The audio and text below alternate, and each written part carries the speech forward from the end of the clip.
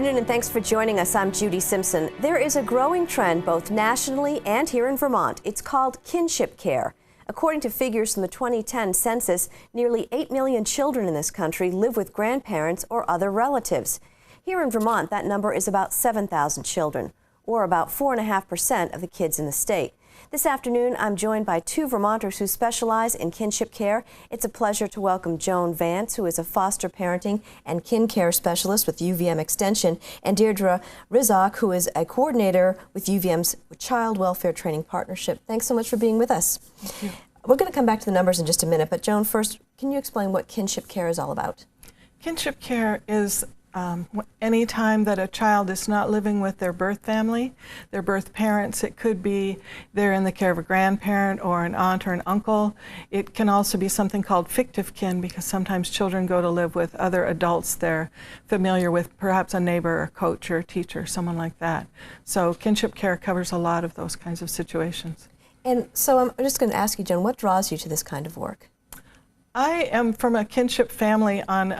Deirdre has a story from a different perspective, but my cousin came to live with us when I was very young, and we were kinship caregivers in that sense for my cousin. Mm-hmm. So. And how about for you, Deirdre? Well, I grew up in kinship care from the time I was 2 years old. I lived with my grandparents and my great aunt, and so a lot of the things that we'll talk about today are things that my family has experienced. Well, I mentioned some numbers in the introduction, some 7,000 Vermont children who live in kinship care. Has that number been growing? Yes, we believe that number's been growing. The census, as you know, is only done once every 10 years, but some of the other numbers that we have, the statistics are a little bit mixed, but we know that there are more and more children in kin guardianships, minor guardianships in kinship care, and there are more children that are in DCF custody that are in kinship care.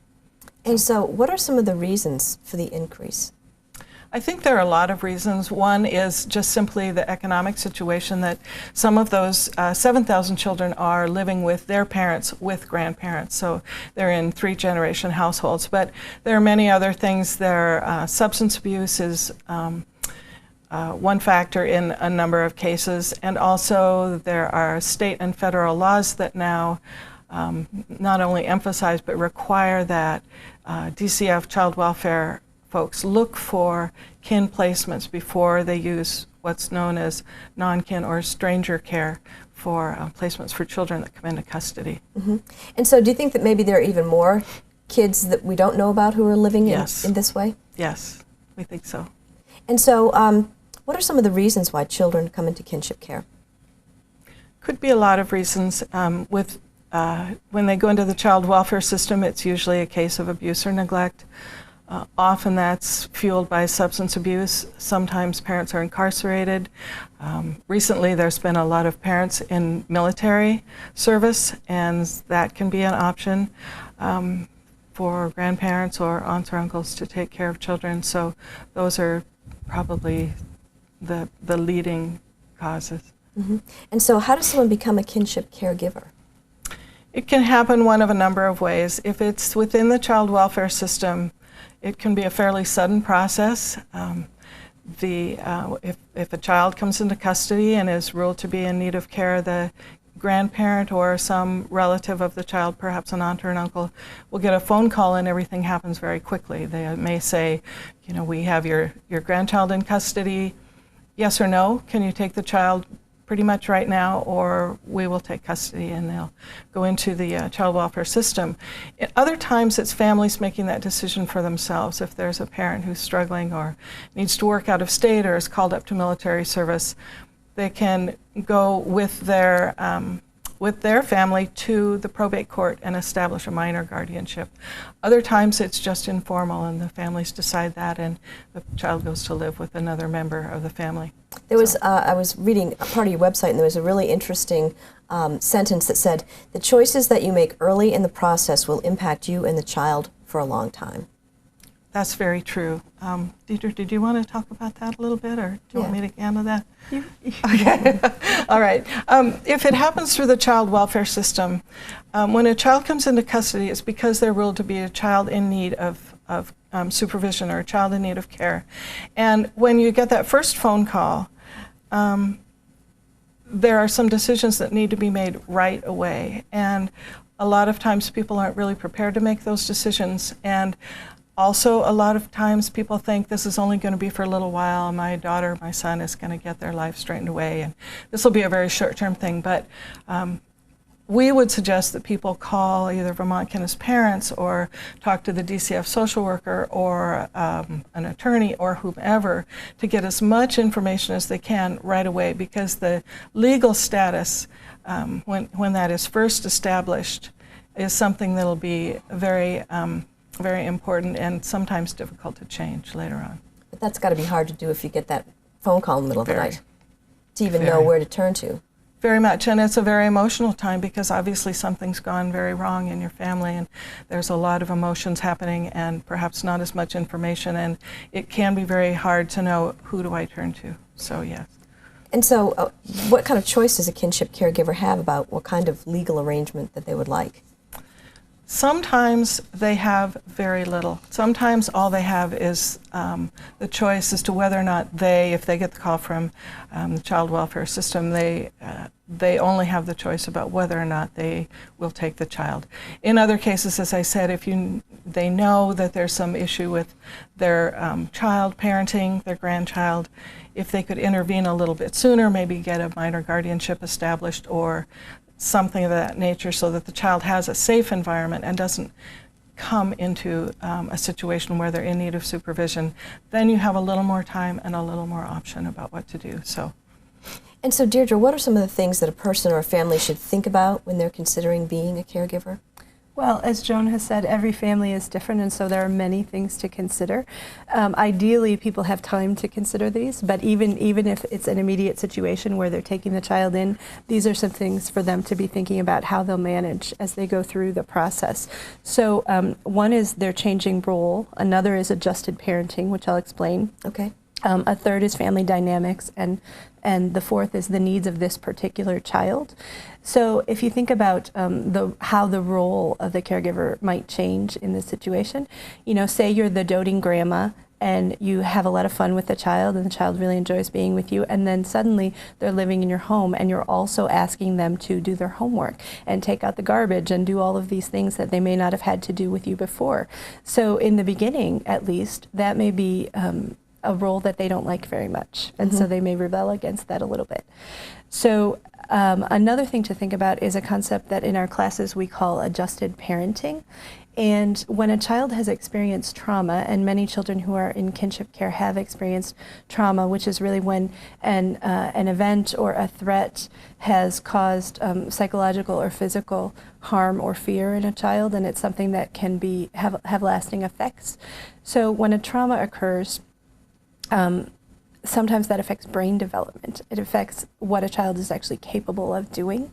And so if you're trying to discipline a child, and say that with your own children you used time out effectively, with a child in kinship care that may not be effective at all. Putting a child alone in a space might actually escalate their behavior, and so you may need to practice something like time in, where you're actually just holding them until they're calm. So the things that worked for you as a parent in the past, you may need to turn those on their heads. You may need to get professional help or seek advice of other caregivers about what they've been able to do. So that affects how you interact with the child in a lot of ways. Family dynamics is another thing to think about. Different family members might have different views about how this child should be parented and who should be taking care of the child.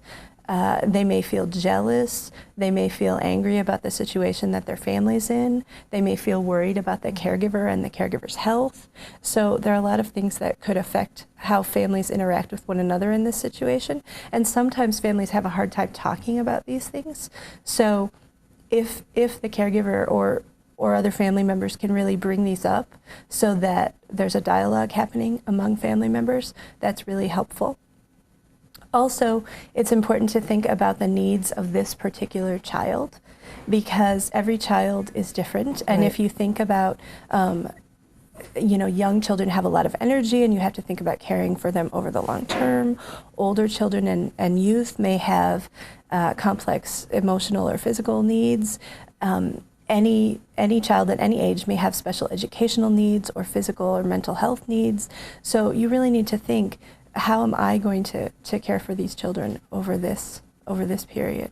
You know, you mentioned the different children and different things work for different kids and so forth when they're in a situation.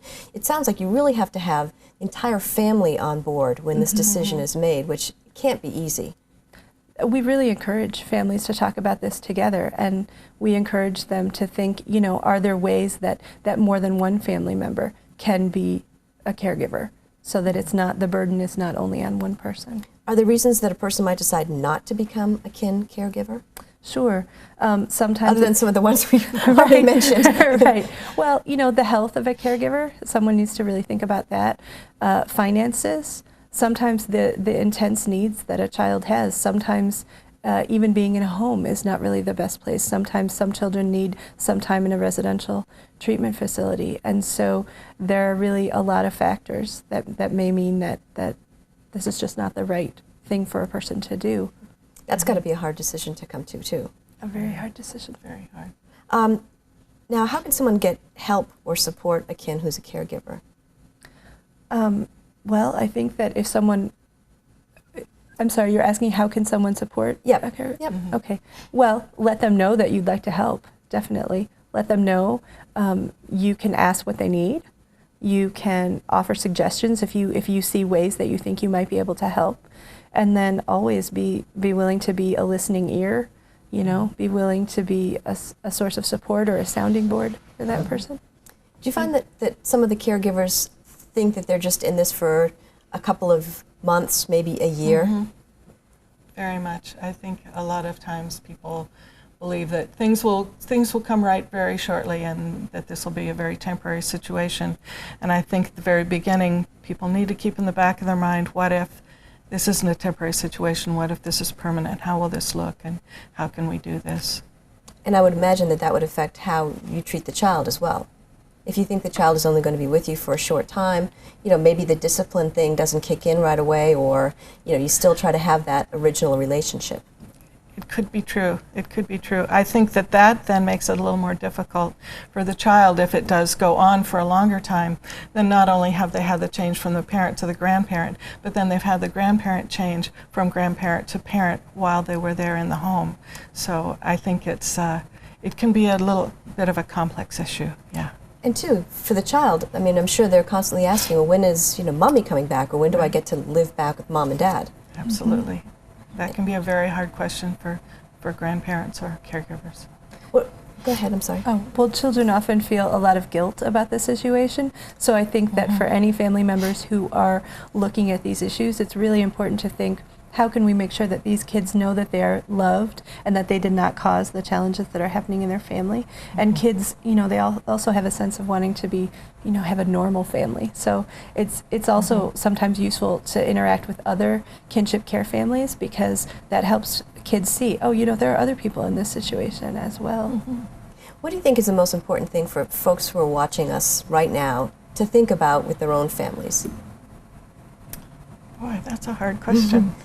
I think that being in close and in communication with your family, so that if there is a situation, for instance, where a child may have to find another home, that it isn't as much of a surprise, that there's a little bit of planning that goes into it, and that there's time to get the family together to talk about how they all might support the person who eventually becomes the caregiver.